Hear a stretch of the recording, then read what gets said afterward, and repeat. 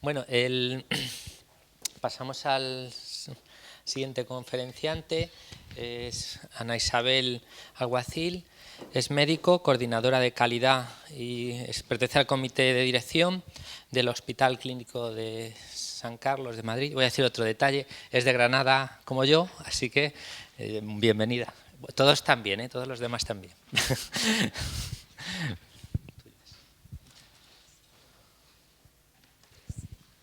Muchas gracias, Paco. Bueno, cuando me llamó hace muy poco, no sé si a los demás os dio más tiempo, cuando me llamó hace una semana para invitarme a venir, mi primera sorpresa fue que qué hacía o qué le iba a contar un médico a unos arquitectos que les pudiera interesar, porque claro, los médicos sabemos hablar de medicina. Y hablando con él, que me insistió mucho en que no hablara de papeles, o sea, creo que tiene una pequeña obsesión con los papeles, no sé dónde está el vicerrector adjunto, se ha ido. Pues le dije, mira, voy a hacer una cosa, yo creo que somos heterogéneos, aquí hay de todo, porque estoy oyendo hablar de todo, muy bien, por cierto, me están cantando, pero lo que casi todos sois, y el que no que levante la mano, sois pacientes, o habéis sido pacientes o lo vais a ser casi con seguridad. Habéis pasado por el médico, ya sea de familia o sea de un hospital, con lo cual voy a hablar desde vuestros zapatos, que yo creo que es la mejor forma en la que vamos a entender esto de la calidad en un hospital, que además continuamente oigo hablar de empresa y los que nos dedicamos a esto de lo público no nos sentimos empresa. Me cuesta entender que un hospital como el Clínico es una empresa, pero si claro, hablamos de datos, no somos una pyme. Somos 5.000 trabajadores, tenemos un presupuesto de 400 millones anuales, con lo cual nos gastamos más de 1 millón de euros al día, creo que no somos una pyme, así que sí debemos de ser una gran empresa que da empleo a mucha gente. Poniéndome desde la perspectiva vuestra, el 90% de los que estáis aquí estáis contentos con la atención sanitaria que se presta en Madrid. Probablemente en toda España. Esos son los resultados de satisfacción, que empezamos directamente por el final, por el resultado de nuestro cliente, que claramente nosotros lo tenemos identificado como que es el paciente. El 90% de los que estáis aquí estáis contentos con la atención que recibís cuando vais a un hospital. Esos son los resultados de los 8 grandes hospitales de Madrid, que además sabéis todos que son los 8 hospitales junto con alguno de Andalucía y alguno de Cataluña, los más grandes de toda España y probablemente con los mejores resultados científico-técnicos. El Hospital Clínico San Carlos en el año 2014 era el 4.º hospital con mayor satisfacción de Madrid, por detrás de la Jiménez Díaz, del Hospital La Princesa y del Hospital Puerta de Hierro, y mientras estaba ahí sentada me estaban mandando los datos del año pasado que han sido publicados hoy y hemos adelantado al tercero y nos hemos puesto este año en el tercer hospital con los pacientes más satisfechos de todo Madrid. Con lo cual, imaginaros, yo ya no pinto nada. Coordinador de calidad, si al 90% de su cliente le tiene contento, en el hospital poco pinta porque el resultado es excelente, ¿no?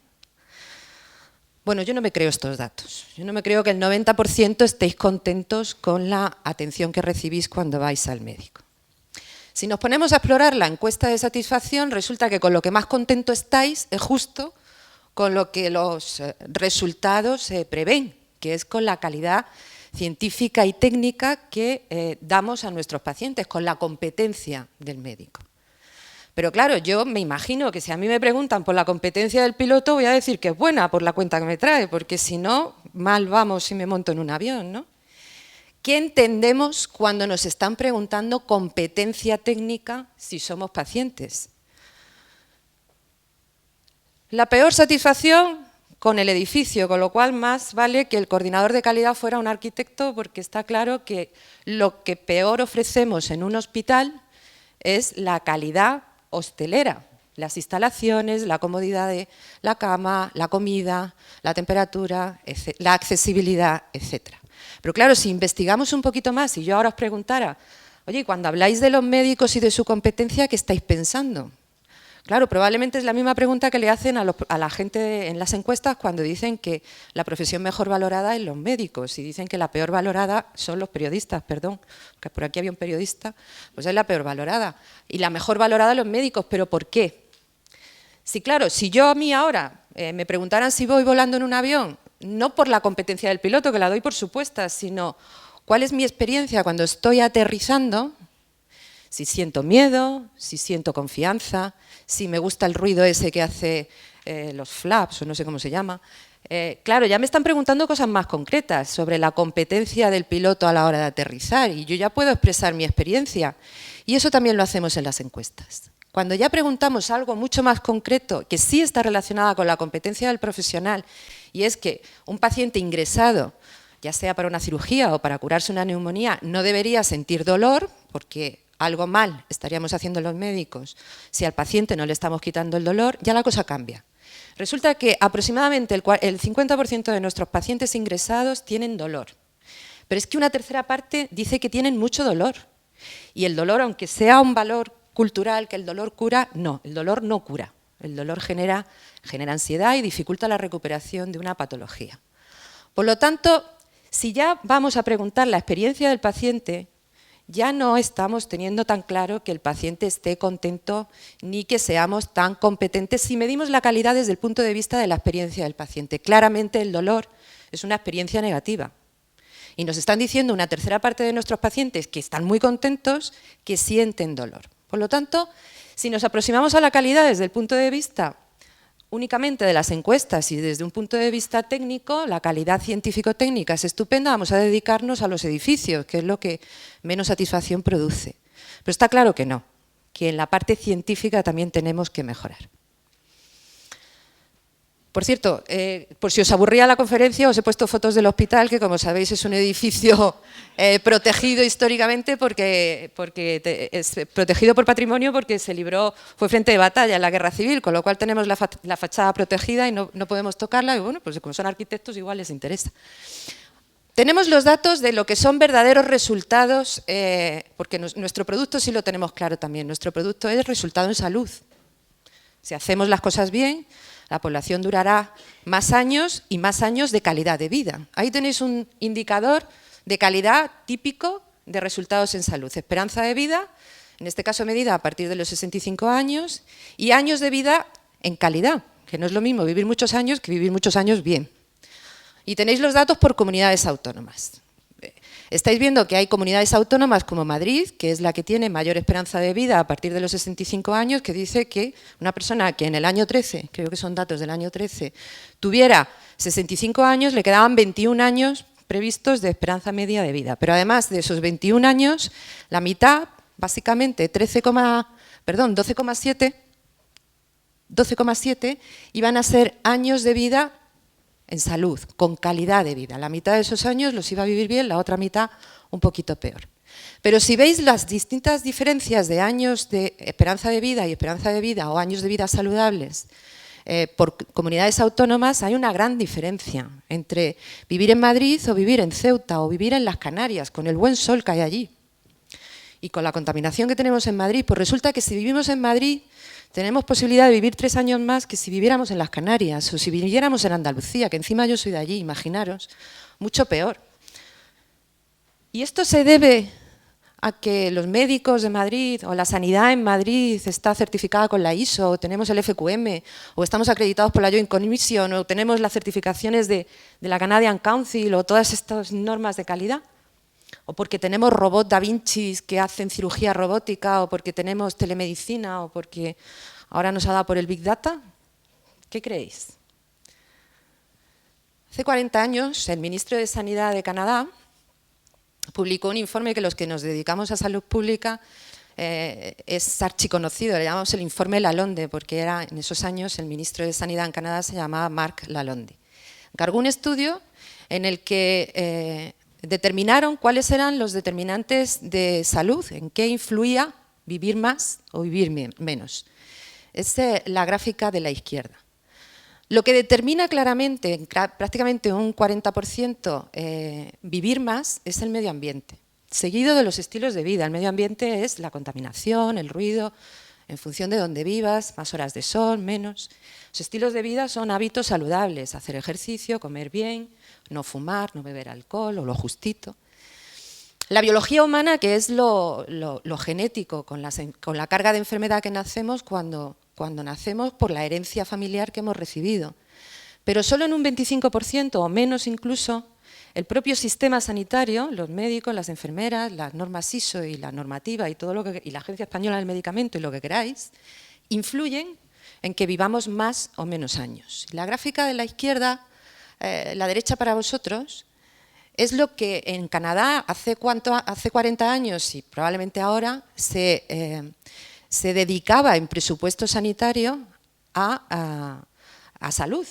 Y como veis, a lo que solo influye en un 25% que vivamos más años, le dedicábamos prácticamente el 75% de los presupuestos, igual que aquí. Canadá y España tienen un sistema de salud prácticamente igual y tenemos prácticamente la misma distribución. Muy poquito a medio ambiente, prácticamente nada dedicamos en presupuestos a mejorar los estilos de vida y un poquito más a mejorar la biología humana, porque entre otras cosas eso va incluido dentro de los estudios de medicina genética que podemos incluir en los presupuestos de la asistencia sanitaria. Y claro, me diréis, si en 40 años, que esto ya se sabía, seguimos invirtiendo justo en lo que menos influye en la salud, ¿qué estamos haciendo? Bueno, de eso se trata un poquito hoy, de ya no solo contaros que sí, que somos estupendos, tenemos millones de papeles y no sé cuántas normas ISO, sino qué es lo que podemos hacer o en qué estamos trabajando en los 10 últimos años en el sistema de salud para precisamente invertir esa gráfica. Un ejemplo que a lo mejor algunos de los que estáis aquí habéis sufrido. Sin entrar en escabrosos detalles, el cáncer más frecuente en la población es el cáncer de colon. Hasta hace poquito, y digo poquito, 10 años, tratar a un paciente con cáncer de colon fundamentalmente era hacerle la puñeta, hacerle pasar por malos tragos. Era, cuando te iban a intervenir, tenerte 3 días antes en tu casa con una dieta pobre en fibra, solo con calditos, el día antes de la intervención no comer absolutamente nada, ponerte no sé cuántos enemas y no sé cuántas lavativas para que entraras en el quirófano con el colon limpio, hacerte una cirugía muy agresiva, con muchas transfusiones, cuando ibas a planta 48 horas después, habiendo pasado por la UBI, con todos los tubos que se pueden imaginar metidos por todos los orificios que tenemos en el cuerpo, llegabas a la planta, te tirabas una semana más o menos con una alimentación parenteral que es a través de la vena yugular, con unas papillas que no te saciaban y por lo tanto el paciente pasaba un hambre de 1000 demonios y eso suponía además 15 días más o menos de estancia en el hospital porque había que recuperarse íntegramente, aparte de unas 3 o 4 días sin levantarte de la cama. Bueno, le curábamos, eso sí, porque la supervivencia del cáncer de colon hemos ido ganando cada vez más en los últimos años. Solo porque hemos atendido las necesidades del paciente y hemos atendido a todo aquello que no es solo la patología, es decir, hemos atendido y hemos estado atentos a que también hay que tratar el dolor, también hay que tratar de bajar la ansiedad, también hay que atender otras necesidades como es la temperatura corporal, porque el paciente tiene que llegar al quirófano lo más tranquilo posible. Porque se han atendido todas esas circunstancias, hace ya 10 años se ha demostrado, con evidencia científica y con publicaciones científicas, que hay un tipo de cirugía que coloquialmente lo llamamos cirugía fast track, pero es una cirugía que científicamente se llama de rehabilitación multimodal, que significa que al paciente con cáncer de colon, que no le hacemos dieta, va comiendo hasta 8 horas antes al quirófano, o 6 horas antes al quirófano, al que no se le hace una limpieza gastrointestinal, evitamos el trauma de estar con los enemas, al que al paciente le mantenemos en una temperatura corporal adecuada, le damos una hidratación continua, a las 6 horas de haber salido del quirófano le estamos dando alimentación por boca, le estamos levantando y haciéndole andar.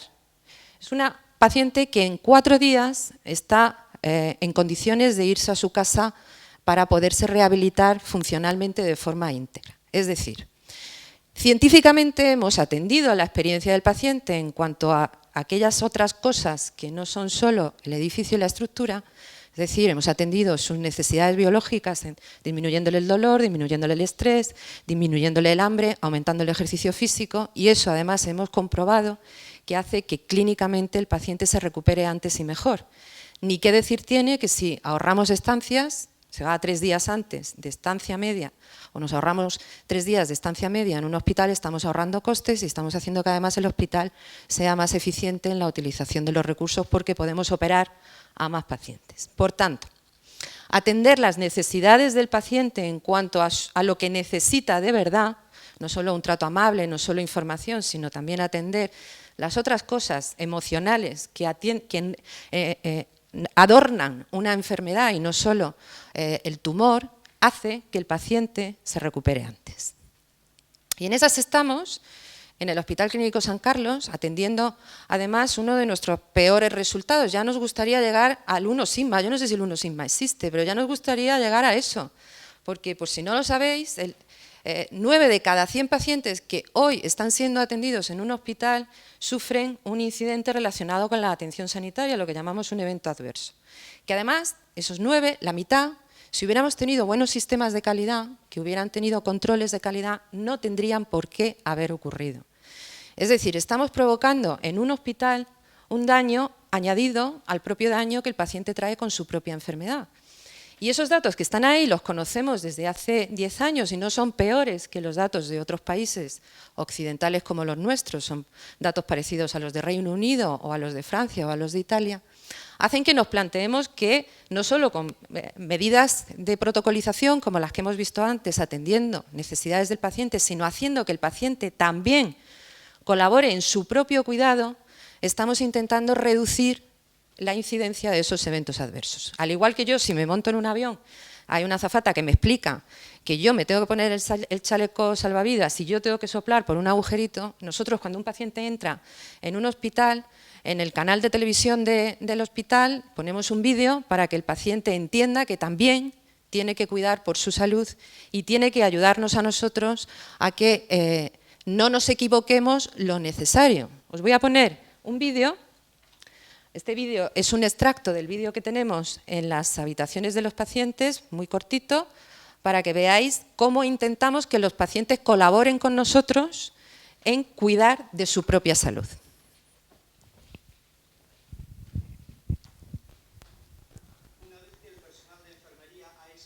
Los protocolos que garantizan la seguridad de los pacientes ingresados, el médico responsable de su atención acudirá a su habitación para informarles sobre la evolución de su estado de salud, sobre las pruebas de diagnóstico o quirúrgicas que precise, para las que habrá de firmar un consentimiento previo, y sobre el tratamiento que le es administrado. Buenos días. ¿Qué tal estás? Soy la doctora Verde Arcaya. Doctora, perdone, pero me han dicho que la recuerde que se tiene que lavar las manos. Pues mire, se lo agradezco, me encanta que lo diga. Ojalá todos los pacientes fueran como usted.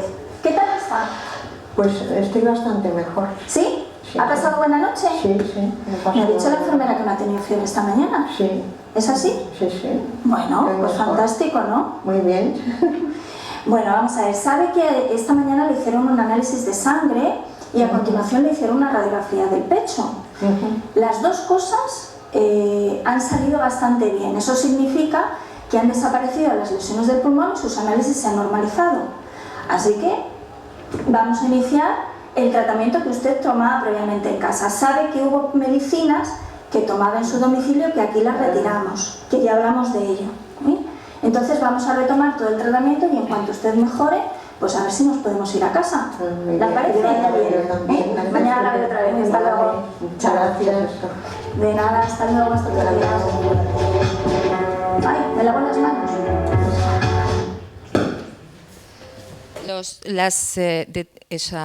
Esos 9 pacientes que, de cada 100 que hoy en cualquier hospital de Madrid están teniendo un incidente relacionado con la asistencia sanitaria, la mitad son infecciones. Y la mayor causa de infección es que el propio personal sanitario no nos lavamos las manos como nos la deberíamos de lavar. Bien porque se nos olvida, bien porque la presión asistencial hace que no entre dentro de tu...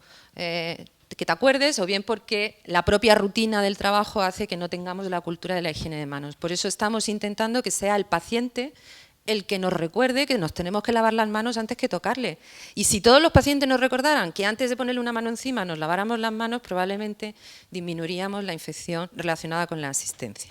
Con esto lo que quiero decir, y ya termino, para provocaros a todos el debate, porque yo creo que es la parte más interesante, es que tenemos que atender al paciente que nos está llegando ya, que es un paciente que en redes sociales, en internet, cada vez tiene muchísima más información sobre su enfermedad, que es un paciente que quiere colaborar en el cuidado de su propia salud, que tiene muchísima información para cuidarse a sí mismo, que se asocia en redes o en asociaciones para entre ellos comunicarse sus experiencias y transmitirse sus conocimientos a través de escuelas de pacientes o a través de páginas web o a través de el e-paciente que llamamos. Es un paciente que intentamos que sea cada vez más activo, no solo en el cuidado de su salud, sino también que colabore con nosotros en gestionar mejor los hospitales y, por lo tanto, mejorar la calidad asistencial en cuanto a la parte científico y técnica, que es la que más nos tiene que preocupar. Por lo tanto, para nosotros ahora mismo el paciente del siglo XX era un paciente pasivo, el paciente del siglo XXI va a ser un paciente activo, y en eso es en lo que estamos trabajando. Así que muchas gracias. Bueno, muchas gracias. ¿Alguna cuestión? Sí. Venga. Sí, hoy en día uno de los mecanismos de difusión de información más efectivos y más masivos son las redes sociales. Uno de los elementos dentro de las redes sociales que más presencia ha tenido es el elemento del bienestar, ¿no? Todos estos gurús llamados autodenominados gurús del bienestar, gente que habla sobre el fitness, sobre el ejercicio, sobre medicina, sin ser médicos. Hay una pléyade de ellos regados por las redes sociales. Algunos inclusive poseen las cuentas más visitadas y con mayor número de seguidores. Sin embargo, no parece haber una respuesta institucional por parte ni del gremio médico ni del Estado de ningún país en cuanto a crear perfiles, por ejemplo, el perfil del Hospital San Carlos en Twitter, que empiece a combatir esto desde las mismas redes sociales, generando contenido igualmente atractivo, pero válido médicamente, ¿no? ¿Cuál es la posición de San Carlos con esto? ¿Cómo abordan ustedes este tema? Sí, meterme en política porque somos un hospital del Servicio Madrileño de Salud y, por lo tanto, pertenecemos a una empresa que, a su vez, pertenece a una administración pública y, por tanto, no somos libres a la hora de tomar decisiones de tipo marketing, como os podéis imaginar, y, por tanto, no podemos hacer lo que nos gustaría hacer. Sí que es cierto, y cada vez y va en línea con esto, que tenemos que trabajar sin poder combatir, porque eso es imposible, todo esto que, como bien estás diciendo, es lo que está haciendo daño por la desinformación y por lo que genera de miedos en la población. Sí tenemos que trabajar la contrapartida, y es en aplicaciones saludables que estén avaladas científicamente, y de hecho ya hay otras normas de calidad que acreditan los contenidos de las aplicaciones de las APPs de salud. Tenemos que ser los médicos, desde el punto de vista sanitario, trabajando con los pacientes en lo que se llama la co-creación, en crear aplicaciones que sean verdaderamente científicas y que verdaderamente ayuden al paciente. Como Hospital Clínico San Carlos tenemos que asumir la política de la consejería en cuanto a que no hay posibilidad de crear un perfil Twitter, pero sí lo que tenemos identificado en el hospital son líderes médicos que están en Twitter y que esos son los que nos ayudan a difundir y contrarrestar la política sanitaria del hospital.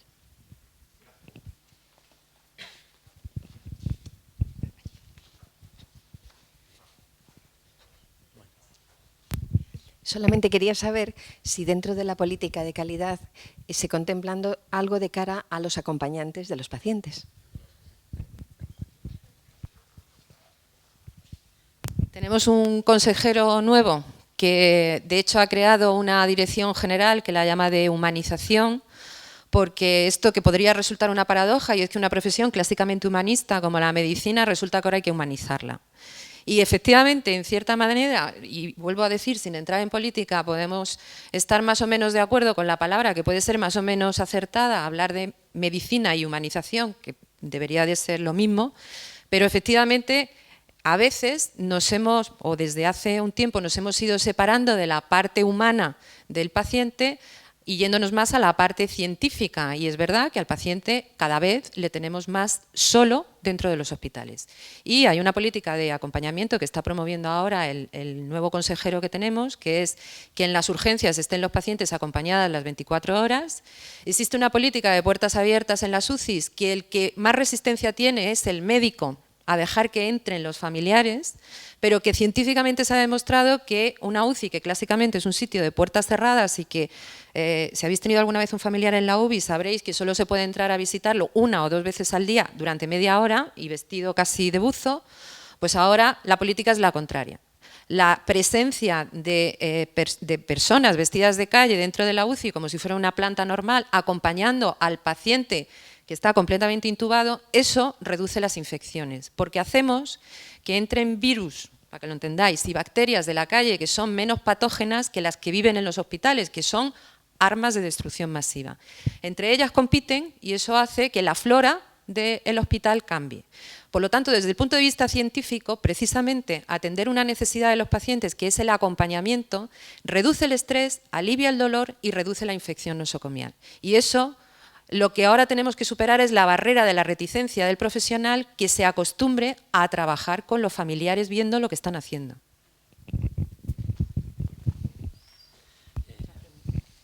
Sí, ¿quién? Por aquí.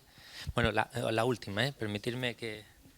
No, es solamente una cosa, como has hablado del paciente activo, bueno, el que se informa y todas estas cosas, bueno, se dice en este momento que todo está en Internet y entonces lo que hace el paciente muchas veces es tratar de enterarse. Lo que ocurre es que, claro, la información que adquiere no está ponderada con el juicio científico, médico de la preparación del médico. Y por tanto, yo pienso, eso no altera no del todo bien la confianza del paciente en el médico. Es decir, el médico, bueno, el paciente además puede, depende de lo hipocondríaco que sea, le puede parecer que está muriéndose, ¿verdad? Y resulta que no, porque le faltan datos. Entonces, quiero decir, ¿eso no distorsiona un poco la relación con el médico? Claro, precisamente porque no podemos cerrar Internet, está ahí, la información está ahí y es tan contrastable como otra información que no tenga que ver con salud. Lo que hay que trabajar es con los médicos para que los médicos aprendan que el paciente ya viene informado, que esta relación vertical médico-paciente ha cambiado. Ya no el médico es el que decide lo que el paciente o el tratamiento que el paciente tiene que tener. Ya es una decisión compartida e informada. Y eso, los primeros que tenemos que cambiar somos los médicos en saber que el paciente cuando viene me va a hacer preguntas que yo tengo que saber responder, que a veces no tenemos ni respuesta porque nos preguntan cosas rarísimas porque han visto en Internet. Pero hay que entender que ya la relación no es autoritaria como clásicamente hemos entendido la relación médico-paciente, te tienes que operar de esto pues si no te mueres. No. Estas son las alternativas, sé que has leído en Internet, sé que has visto que hay otro tipo de terapias, yo te informo de los riesgos y de las ventajas de cada una de las alternativas terapéuticas que hay, te digo en qué páginas puedes mirar y dónde te puedes informar más y en función de tus preferencias tomas tú una decisión como paciente bien informado. Claro, nuestra tarea no es trabajar solo con el paciente diciéndole dónde tiene que mirar.